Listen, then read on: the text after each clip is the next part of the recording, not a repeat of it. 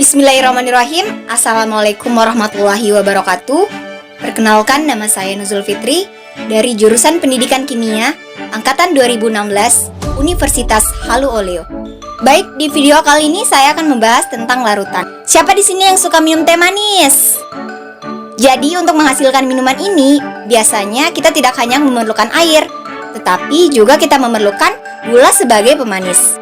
Nah, air teh di sini merupakan salah satu contoh larutan, sementara gula pasir adalah zat terlarut. Nah, bicara tentang soal larutan dan zat terlarut, sebenarnya apa sih pengertian larutan? Ada yang tahu? Jadi dalam kimia, larutan bisa diartikan sebagai campuran homogen dari dua atau lebih zat yang tidak bereaksi secara kimia dan komposisinya dapat bervariasi. Suatu larutan terdiri dari zat larut atau solvent dan zat terlarut atau solut. Biasa disebut juga dengan komponen larutan. Nah, pada larutan teh manis ini, air merupakan zat pelarut, sedangkan gula pasir merupakan zat terlarut. Nah, jika kita perhatikan, di sini kita tidak lagi dapat membedakan mana zat terlarut dan mana pelarut. Dalam larutan, zat yang jumlahnya lebih banyak daripada zat-zat lain disebut pelarut atau solvent. Sedangkan zat yang jumlahnya lebih sedikit disebut sebagai zat terlarut atau solut. Proses pencampuran zat terlarut dan pelarut membentuk larutan sendiri disebut pelarutan atau solvasi. Oke guys, jadi di sini kita akan melakukan proses pencampuran zat terlarut dan pelarut. Pertama-tama, kita masukkan gula ke wadah.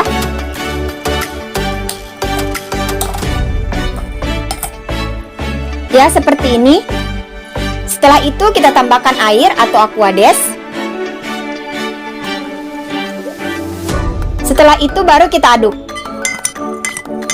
Ya, baik teman-teman, jadi di sini kita telah mencampurkan zat terlarut dan pelarutnya. Kita bisa menarik kesimpulan bahwa apabila ditinjau dari perubahan fisikanya, bahwa suatu materi yang mengalami perubahan fisik dapat dikembalikan ke zat semula. Nah, pada proses pelarutan gula ini dapat disebut sebagai proses perubahan fisika. Karena larutan gula dapat menjadi gula dalam bentuk solid dengan cara penguapan. Sebutir kristal gula pasir merupakan gabungan dari beberapa molekul gula. Jika kristal gula itu dimasukkan ke dalam air, maka molekul-molekul gula akan memisah dari permukaan kristal gula menuju ke dalam air. Biasanya disebut dengan melarut. Molekul itu bergerak secara acak seperti gerakan molekul air, sehingga pada suatu saat dapat menumbuk permukaan kristal gula atau molekul gula yang lain.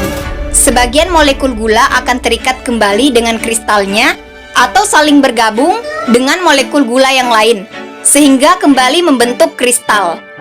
Nah, apabila ditinjau dari perubahan kimianya yang menyebutkan bahwa suatu materi yang mengalami perubahan kimia ditandai dengan terbentuknya zat baru.